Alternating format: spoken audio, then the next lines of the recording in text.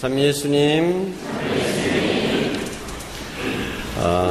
지금도 팔레스틴하고 이스라엘 사이에 전쟁이 그치지 않아가지고 전 세계에서 아주 걱정을 하고 있습니다. 이건 다윗과 골리앗의 싸움처럼 이스라엘은 첨단 무기로, 최첨단 무기로 무장되어 있고, 팔레스틴 사람들은 그저 옛날 2차 세계대전 때 쓰던 정도로 이렇게 하고 있고, 그래서 지금 팔레스틴 사람들 이번 사태로 인해서 죽은 사람들만 대부분 다 민간인들이도 1000명이 넘었다고 합니다. 이거는 학살이죠, 학살.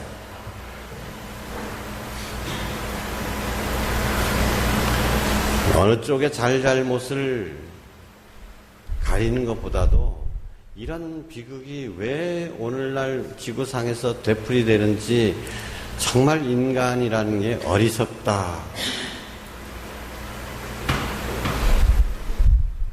참 비참한 마음입니다. 얼마 전에 교황님께서 팔레스타인을 방문하시고, 그래서 이스라엘 총리도 부르고 팔레스타인 총리도 부르고 함께 기도하자, 함께 기도하자. 다 같이 하느님을 믿는 사람들이니까 함께 기도하자고 했는데 얼마 안 있어서 이런 비극이 되풀이되고 있습니다. 함께 이 중동 지역에, 특히 팔레스타인 이 지역의 평화를 위하여 기도해 주시기 바랍니다. 그런데 이 팔레스타인 지방은 밑에는 이집트가 있고 북쪽에는 시리아라든지 이란, 이라크가 이렇게 있어가지고 거의 옛날에는 페르시아 지방이었죠. 그래서 늘 싸움을 하게 되면 우리나라와 중국과 일본 사이에 끼인 것처럼 가운데 끼어 있기 때문에 늘 전쟁터가 되고 말았습니다. 늘 그랬죠. 근데 전쟁이 하도 많다 보니까 이 사람들은 전쟁이 일어났다 하면 간단하게 산으로 숨어 들어가야 되잖아요.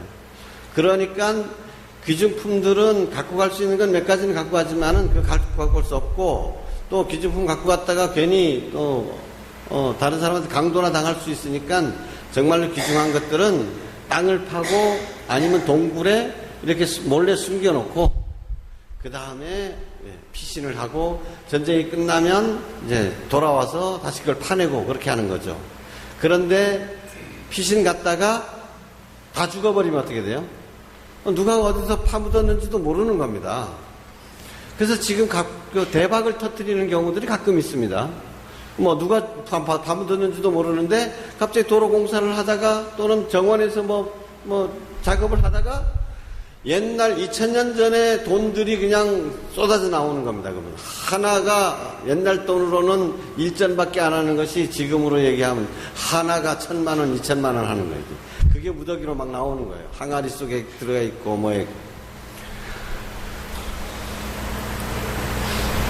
그중 대표적인 것이 쿰란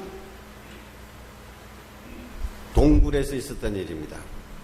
예수님께서 십자가에서 돌아가시고 부활하신 지 10년도 안 돼가지고 유대인들의 마지막 독립전쟁이 벌어집니다. 로마 제국을 상대로 해가지고. 근데 가장 세계에서 막강한 부대인 로마를 당할 수가 없죠. 그런데 유대인들 중에서 대부분은 이게 마지막 전쟁이고 마지막 전쟁 때는 하느님이 개입해가지고 우리가 승리를 하게 될 것이다라고 믿었습니다. 그때 쿰란이라고 하는 지방에서 자기네들이 공동체를 이루고 살던 그 무리가, 자 그러면 마지막 전쟁 때 우리도 함께 참여해야 되지 않겠냐. 그래서 마지막 승리를 거두어야 되겠다. 자 그러니까 자기네들이 갖고 있는 귀중품들을 동굴에다가 다 묻어둔 겁니다. 동굴에다가 보관을 해둔 거예요. 그들에게 있어서 가장 중요한 귀중한 것들은 돈도 아니었고 다른 것도 보물도 아니었습니다. 성경책이었죠. 자신들의 규칙서였습니다. 그래서 그것들을 그때는 양피지잖아요. 그 껍질에다가 쓴 거잖아요. 그것들을 항아리에다가 넣고 잘 봉화해 놓고 그 다음에 전쟁에서 승리하고 나면은 돌아와서 자기는 쓰려고 했는데 그 전쟁에서 다 몰살당하고 말았습니다. 그러니까 잊혀져 버린 겁니다. 그런데 1960년대에 그 동네에 꼬마 녀석이 양 치러 갔다가 양 한 마리를 잃어버렸어요. 그래서 양을 찾으러 혹시 동굴에 빠졌나 해가지고 여기저기 살펴보는데 동굴 깊숙한 동굴이 또 하나 있어가지고 돌멩이를 가지고 동굴 속으로 한번 탕 던져봤습니다. 그랬더니 뭔가 팅팅 하는 소리가 들리는 겁니다. 항아리에 맞은 거예요. 항아리 소리가 들리는 거죠. 그래가지고 야 이게 웬일이냐 대뜸 머리에 뭐가 떠올랐을까요? 알리바바의 도둑들 얘기가 나온 거예요.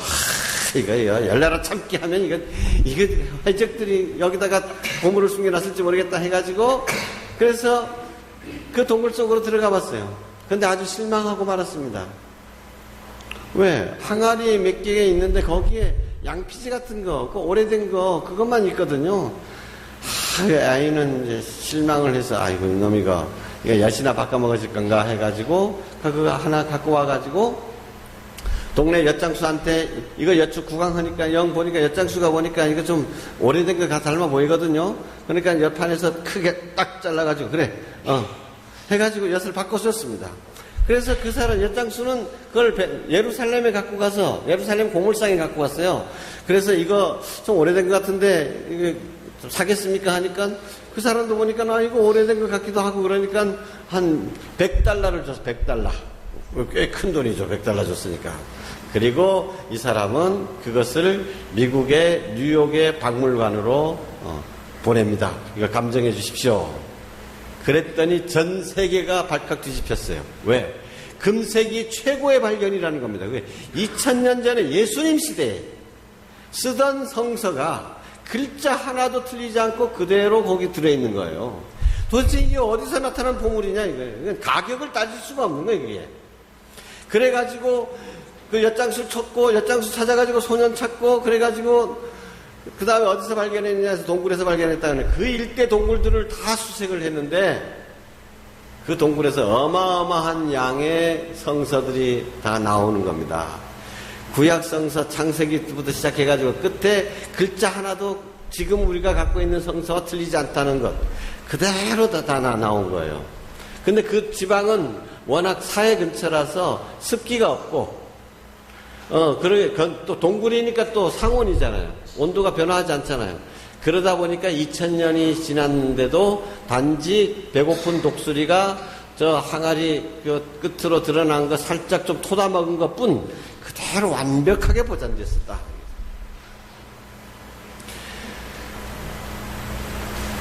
이런 식으로 예전에는 이스라엘 예수님 당시에 살던 사람들이 밭을 갈다가 밭에 묻혀있는 보물을 발견하는 경우가 꽤 있었다고 합니다.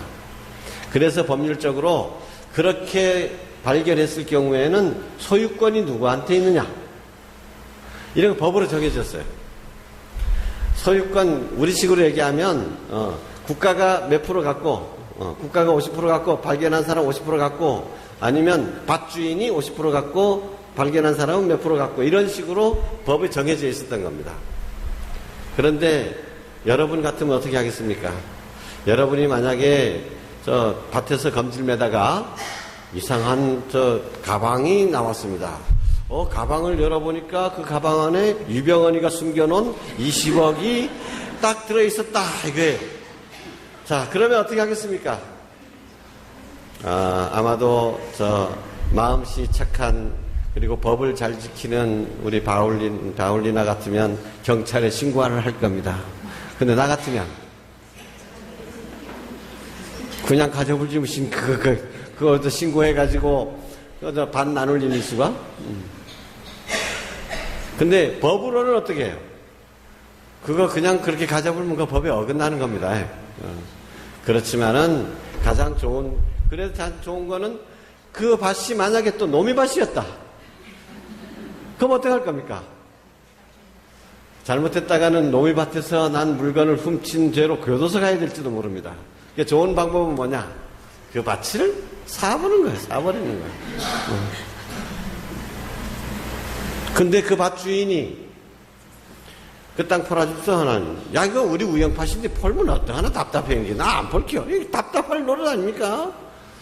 아이고, 나 꼭 필요한 한, 무슨 거지, 그거. 아이고, 형님, 묻지 말한 거네. 그거 포라 줍석에, 그거. 나 안 벌켜. 아, 형님, 걔는 지금 시세로 얼마나 힘쓰한 거야. 진짜 평당 그거, 200만 원이니까, 나 걔는 300만 원 죽구다. 300만 원에 나 안 팔게, 그럼. 그럼 어떻게 하겠습니까, 여러분? 400만 원을 줄게요. 500만 원 줄게요. 600만 원 줄게요. 어쨌든 부르는 대로 해가지고 어쨌든 그 땅을 살려고 할 거 아닙니까? 근데 나한테 돈이 있어야지. 3억에 그 땅, 50평도 안 되는 텃밭 사기로 약속을 했는데, 그래 놓고는 3억을 마련해야 될 거 아닙니까? 그거 마련하지 않으면 온갖 것을 다 팔 거 아닙니까? 빌릴 수 있는 데까지는 다 빌리고, 팔 거는 다 팔고, 결혼 폐물까지도 다 팔고, 부인이 미처 결혼 반지 팔아보는데 구강해도, 야, 나 모르면 고만이시라. 나랑 다 할거네. 해가지고, 뭐든지 하나도 아깝지 않고 다 판다는 거예요. 그래서 그 밭을 산다는 겁니다. 하늘나라에 대해서 이렇게 쉬운 비유를 가르쳐 주십니다. 하느님 나라의 고귀한 그 보물을 발견한 사람은 생명마저도 아깝지 않다라는 거예요. 기꺼이 그냥 다 바친다는 거예요. 그런데 우리가 기꺼이 하느님 나라를 위해서 바치지 못하는 이유는 무엇이겠습니까? 예를 들어서 그 텃밭을 3억에 폴케 내신 뒤 3억 건 너무 비싸다 안 사켜 하는 이유는 뭘까요? 나 돈 없이나 나중에 사야지 하는 이유는 뭘까요? 그것은 그것의 가치를 우리가 아직도 모르기 때문입니다. 그 밭에 유병헌에 20억이 묻었다는 것을 확실히 알면 20억, 3억 아니 10억 주더라도 10억 남는 거 아닙니까? 가치를 모르니까 3억이면 너무 비싸다 안 삭혀 이렇게 되는 거죠. 우리나라의 순교자들 그분들이야말로 정말 밭에 묻혀있는 보물을 발견한 사람들이었습니다. 그래서 그 모든 것들을 다 내어놓을 수 있었던 사람들입니다. 우리가 순교자들처럼 살지 못하는 이유는 하느님 나라의 가치를 제대로 알지 못하기 때문이다.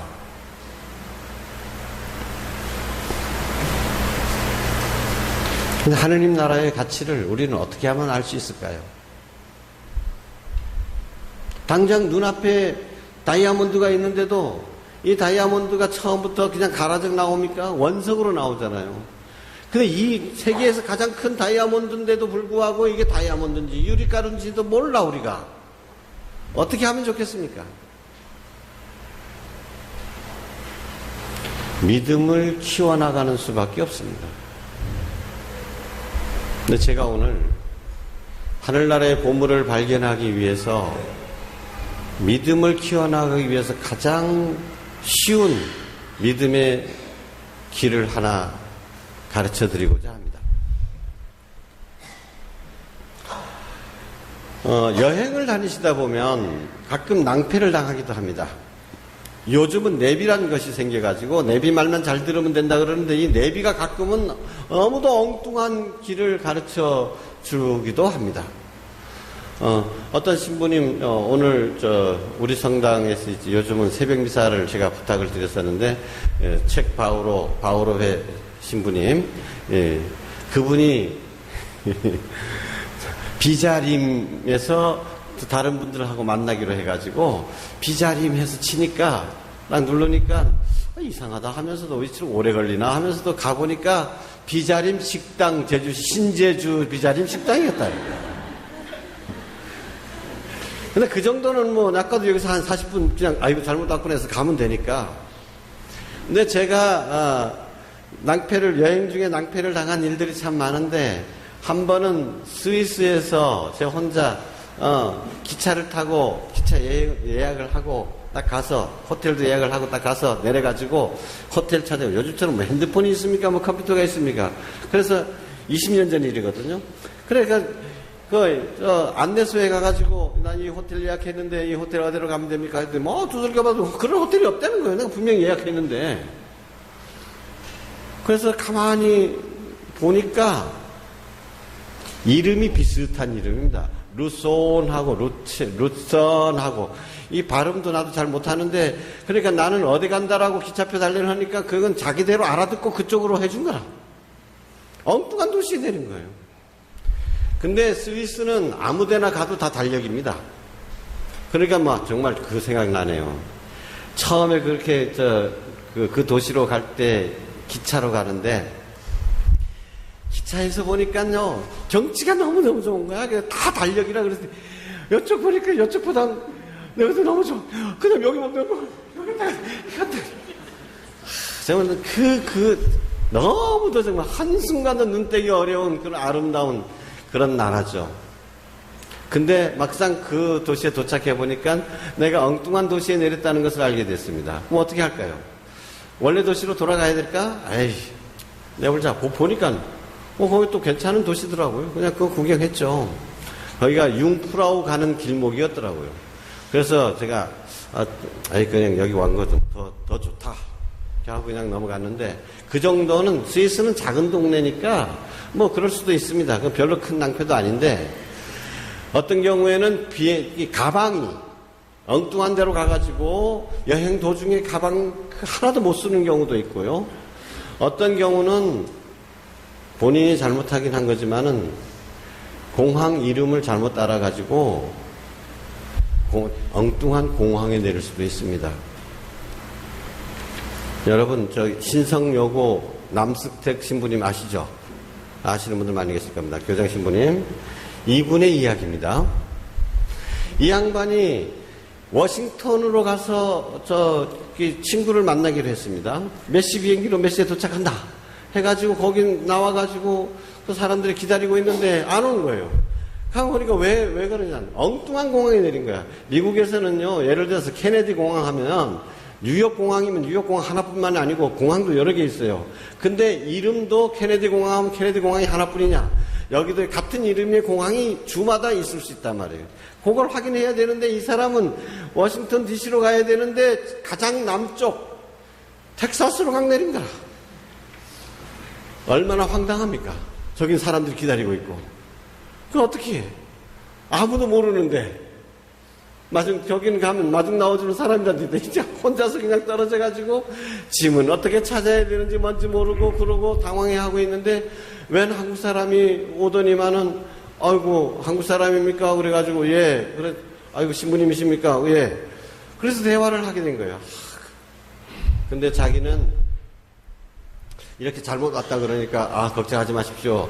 제가 도와드리겠습니다. 하고는 같이 이야기를 하는데 자기는 미국에 이민 와가지고 그동안 여러 가지로 고생도 많이 하고 그런데 그동안에 사업상 너무 바빠가지고 성당도 잘 못 다니긴 했습니다만은 사업하면서 제가 어려울 때마다 늘 하느님께 기도를 했습니다. 제가 이렇게 돈 벌고 하면 이거는 나만을 위해서 쓰지 않겠습니다. 꼭 당신께 되돌려드리고 좋은 일에 쓰겠습니다. 그러면서 벌 때마다 그 중에 10분의 1씩 꼬박꼬박 적금을 해놨다는 거예요. 적금을 해놨는데 이젠 사업도 굉장히 성공을 했고 미국 사회에서도 알아주는 만큼 성공을 했고 그래서 돈도 꽤 많이 모였다는 거예요. 그래서 이 돈을 어떻게 쓰면 좋겠나 하고 고민을 하고 기도를 하던 참이었대요. 그래서 신부님을 만나서 신부님한테 드리겠습니다. 신부님이 알아서 써주십시오. 그 돈이 무려 1억 가까이 된답니다. 제가 이 이야기를 왜 할 것 같아요? 여러분 인생의 길에 있어서 인생의 순례길이잖아요. 순례길을 하는 데 있어서 우리가 원했던 가고자 했던 그런 곳이 아니라 전혀 엉뚱한 곳에 내릴 수도 있습니다.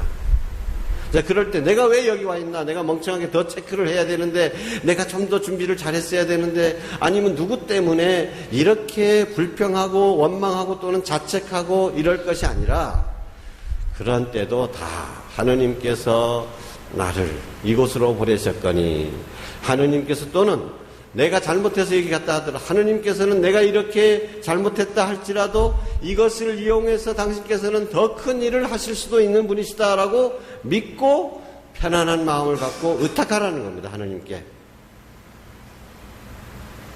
제가 성서에서 가장 좋아하는 귀절은 로마서 8장 28절의 말씀입니다. 오늘 제2독서에 나오는 이야기입니다. 하느님을 사랑하는 이들, 그분의 계획에 따라 부르심을 받은 이들에게는 모든 것이 서로 작용하여 선을 이루어낸다는 것을 우리는 믿습니다. 하느님을 사랑하는 이들에게는 모든 것이 서로 작용해가지고 결국은 선을 이끌어낸다는 거예요. 이게 모든 것이 서로 작용한다는 것은 우리의 실수, 우리의 잘못, 우리의 죄악, 우리의 상처, 어떤 것도 꼭 좋은 것만이 서로 작용해서 선한 결과를 맺는 것이 아니라 나쁜 것도 비극도 다 하느님 안에 들어있을 때는 그것이 좋은 결과로 나타난다는 것입니다. 구약 성서에서 제일 제가 좋아하는 장면은 이집트로 팔려간 요셉의 이야기입니다. 형제들이 시기를 해가지고 하루아침에 걔를 노예로 팔아버려서 처음에 죽이려고 하다가 하루아침에 노예가 된 이 요셉의 심정이 어떻겠습니까? 형들로부터 배신당해가지고 형들이 자기를 죽이려고 했고 형들이 자기를 노예로 팔아버렸어. 하느님 믿으면 뭐하나. 보통 사람들 같으면 에이 이건 난 망했다. 난 인생 조졌어. 내 팔자 이제 끝이야. 이렇게 자포자기하고 멋대로 살아갈 수도 있겠지만 요셉은 그러지 않았습니다. 어떻게 했습니까? 사모님께서 야야 나 말 잘 들으면 나랑 같이 자면이 나 너 보직 편안하게 해줄게. 뒤에서 좀 잘해줄게. 내가 밀어줄게. 노예 신분에서 이런 제안을 받는다는 거 그거 감당하기 쉬운 유혹이 아니잖아요. 사모님께서 특별히 사랑해 주시겠다는데. 그러나 비천한 노예로 전락했을 망정 그는 그런 처지에서도 하느님의 길을 포기하지 않았습니다. 그렇게 꾸준히 살다 보니까 어떻게 됐어요? 그 다음에 또 누명 써가지고 그 사모님 때문에 누명 써가지고 감옥에도 갇히게 됐지만 결국은 파라오의 으뜸가는 재상이 되는 거잖아요. 그리고는 가뭄이 들죠. 그래서 가나안 땅에 살고 있던 형님들이 곡식을 구하러 요셉한테 왔습니다. 내가 요셉이다 라고 딱 나타나니까 형님 제가 요셉입니다 라고 하니까 동생들이 어떻게 했어요? 형들이 어떻게 했어요? 아이고 우리가 포라먹어 버렸신디 이젠 우린 죽었다 이거죠. 요셉이 우리를 그냥 놔둘 리가 없다라고 생각 발발 떠는 거거든요. 우린 죽었다. 끝났다. 근데 그때 요셉이 형들한테 뭐라고 얘기합니까? 형님들 걱정하지 마십시오. 하느님께서 나를 형님들보다 앞서서 이집트로 보내신 것입니다.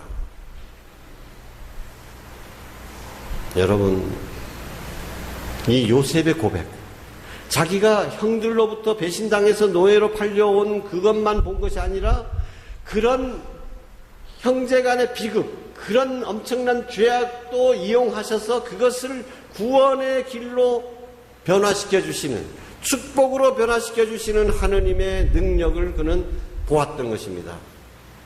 그래서 형들이 나를 팔아먹은 것이 아니라 하느님께서 나를 먼저 에집트로 보내신 것이다 라고 말하게 되는 것입니다. 여러분들이 요셉처럼 그런 비극을 당했을 때, 그런 엄청난 모함을 당하고 불행에 빠지게 됐다 할지라도 절대 실망하지 마십시오. 좌절하지 마십시오. 왜? 하느님께서는 그런 비극, 그런 불행, 그런 재앙도 축복으로 바꿔주실 수 있는 분이시다. 그걸 얼마든지 이용하실 수 있습니다. 나의 죄악, 나의 실수도 더 큰 나의 성장의 기회로 바꿔주실 수 있는 분이시다. 어떻게 하면? 믿기만 하면. 사도 바울은 그렇게 해서 고백을 하는 것입니다. 하느님을 사랑하는 이들, 그의 계획에 따라서, 그분의 계획에 따라서 부르심을 받은 이들에게는 모든 것이 서로 작용하여 선을 이루어낸다는 것을 우리는 믿습니다. 여러분 따라해 보십시오. 하느님을 사랑하는 이들, 그분의 계획에 따라 부르심을 받은 이들에게는 모든 것이 서로 작용하여 모든 것이 서로 작용하여 선을 이루어낸다는 것을 우리는 압니다. 아멘.